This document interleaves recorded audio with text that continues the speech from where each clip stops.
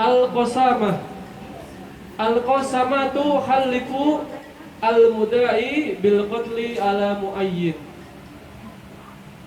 Kita memasuki daripada bab yang selanjutnya, itu adalah bab qasamah. Ada yang tahu apa itu qasamah? Hah? Qasamah sama masama apa bedanya? Kalau masama berarti mak perempuan, kalau qasamah berarti Singkong. berarti laki-laki. Berarti kalau misalkan qasamah itu laki-laki, kalau masama perempuan. Ada yang tahu qasamah itu artinya apa? Gak ada yang tahu. Qasamah itu diambil dari kalimat qasam. Qasam atau qasim. Qasim, tahu qasim? Qasim kan nama orang ya biasanya ya. Tapi kalau qasim itu memiliki suatu arti. Al-qasamah. Qasamah itu artinya adalah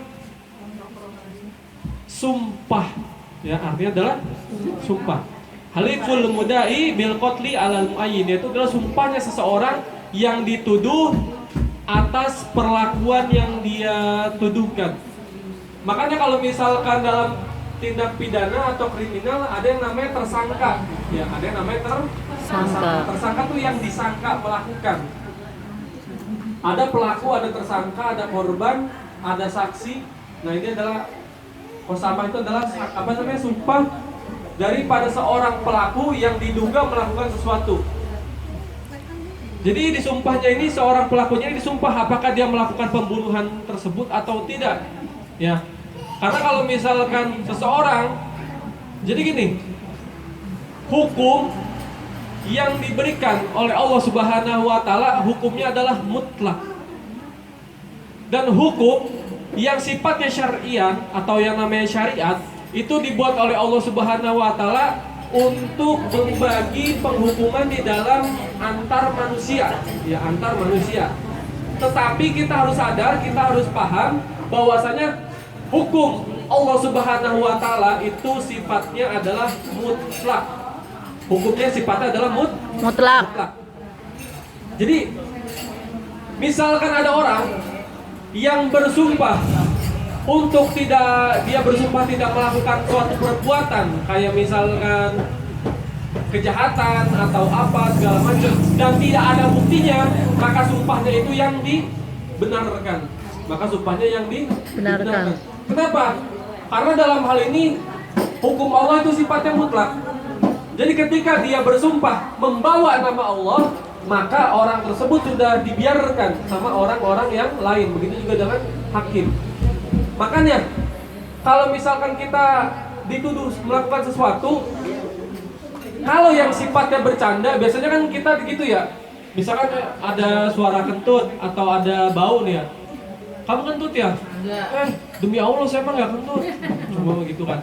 Atau sumpah demi Allah saya mah nggak ngelakuin hal itu. Nah ini nih, sebisa mungkin jangan membawa nama Allah dalam perkara-perkara yang tidak penting. Ya.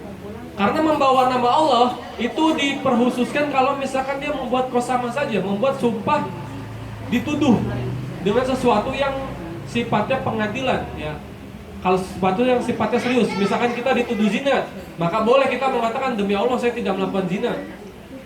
Tapi kalau misalkan cuma dituduh melakukan hal-hal kecil, tadi kamu habis dari ini ya, sono ya, tempat sono ya, enggak, demi Allah saya nggak ke situ. Nah, ini yang bahaya. Jadi jangan gampang membawa nama Allah untuk hal-hal yang kecil. Nggak boleh. Hukumnya itu bisa apa ya? Kalau misalkan beneran ini bahaya sekali, membawa nama Allah ini sangat-sangat bahaya sekali. Karena kalau misalkan orang yang pernah belajar syariat itu tidak asal dalam membawa nama Allah. Nggak boleh sembarangan, nggak boleh asal, bahaya. Kalau misalkan kita sembarangan membawa nama Allah, itu balasannya itu kalau misalkan salah itu lebih bahaya ketimbang kita tidak membawa nama Allah, lebih parah lagi dosanya itu, siksanya itu. Nah, hukmul qasamah. Hukmul qasamah itu al-jawazu bi khamsati syurut. Nah, kalau misalkan seseorang itu mau melakukan sumpah, itu ada 5 syaratnya. Ya, itu hukumnya adalah boleh dengan catatan memenuhi 5 syarat. Yang pertama, kaunul muda'a qatlan. Yang dituduh adalah pentuduhan yang sifat